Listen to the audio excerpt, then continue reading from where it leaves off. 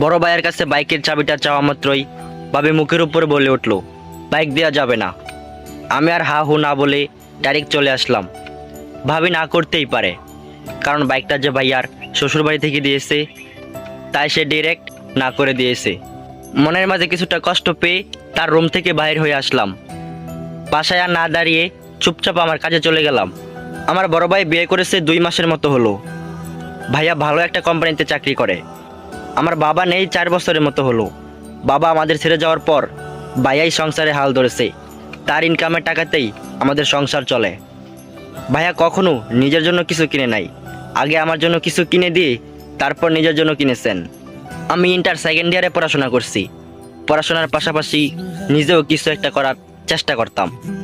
ভাইয়া বলল, আমার পড়াশোনা আগে, আমি যতদিন আছি তাতেই চলবে। আমি আর ভাইয়ার উপরে কথা বলিনি।